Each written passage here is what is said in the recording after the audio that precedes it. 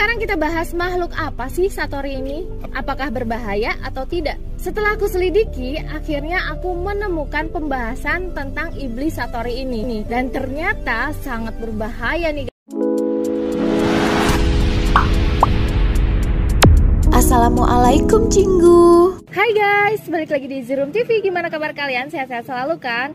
Sebelumnya aku minta maaf dulu ya, karena kemarin untuk episode 10 aku nggak sempat bahas karena aku emang bener-bener sibuk banget. Dan hari ini aku nyempetin banget buat kalian untuk bahas prediksi dan teori Tale of the Nine-Tails episode 11 dan 12. Seperti yang aku duga, sekarang dimulailah perang antara iblis Jepang dan iblis Korea. Terakhir di episode 10 kemarin, tubuh Ion telah berhasil diambil alih oleh Nyudo. Jadi sekarang keadaan Ion ini kurang baik. Gimana kira-kira jalan keluar untuk Ion ini? Kita langsung aja yuk ke pembahasannya. Jangan lupa subscribe, check it out.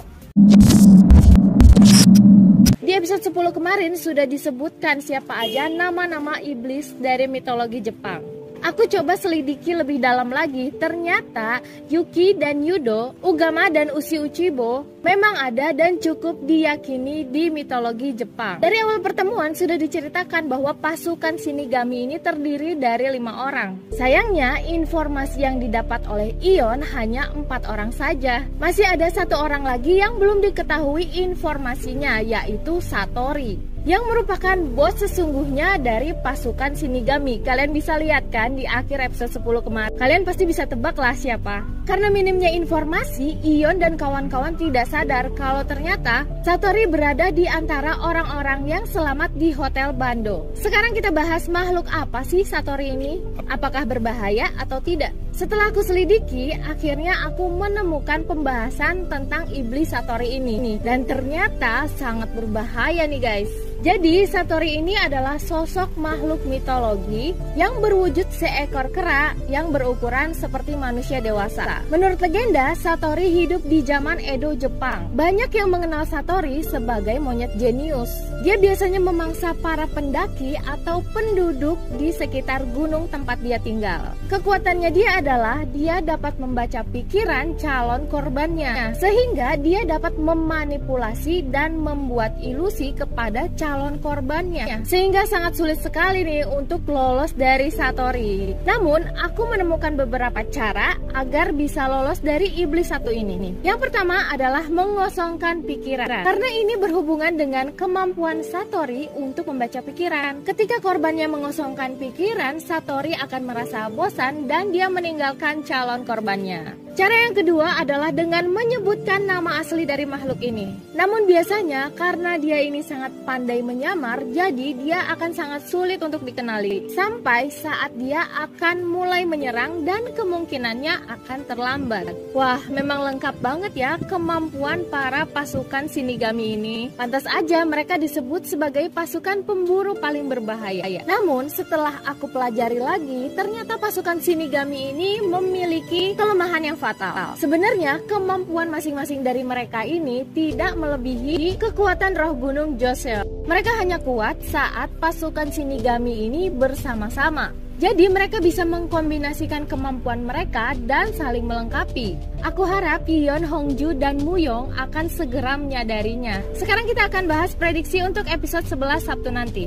Sepertinya di episode 11 akan banyak situasi sulit yang akan dihadapi oleh Ion dan kawan-kawan. Yang pertama, mereka akan berhasil lolos dari 4 pasukan Shinigami. Namun mereka harus menghadapi Satori yang merupakan bos terkuat dari pasukan Shinigami. Setelah mereka keluar dari dunia lukisan, mereka pun akan berhadapan dengan Satori. Dan Satori berhasil memanipulasi Hongju dan Muyong.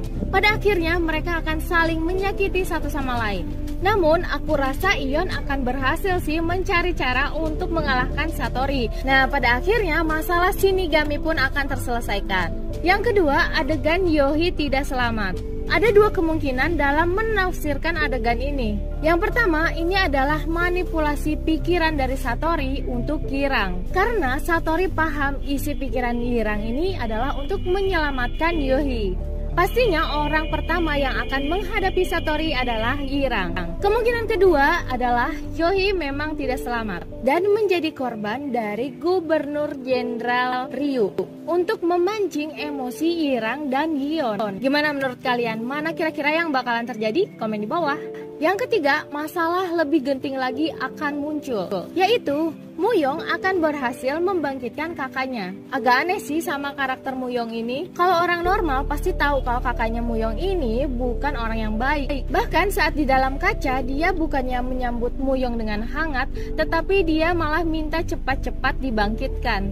Di preview kita bisa lihat kalau Ion menemukan Muyong yang terkapar lemas. Kemungkinan besar Muyong akan dilukai lagi oleh kakaknya yang sudah berhasil dibangkitkan. Wah, parah banget sih ini. Semakin kuat pemikiranku bahwa kakak Muyong ini terobsesi ingin menjadi dewa gunung. Namun sayangnya malahan Muyong yang diangkat, jadi dia ini ingin menghabisi adiknya sendiri.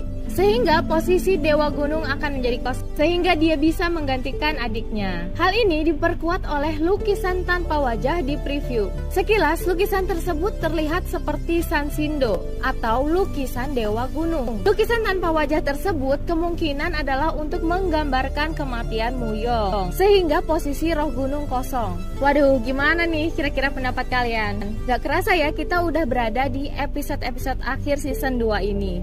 Karena untuk season 2 ini hanya sampai 12 episode. Tapi ada desas-desus nih kalau ternyata Tale of the Nine Tails ini bakalan lanjut ke season 3. Karena sebenarnya masih banyak banget kan teka-teki yang belum terungkap dalam drama ini.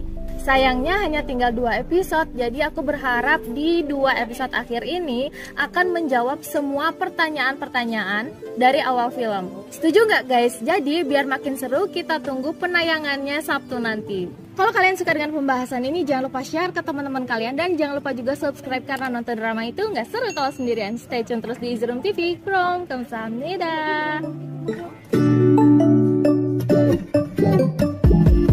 When I wake up, I feel cozy, yeah. Can you hold up? Don't need no coffee yet. Got no makeup.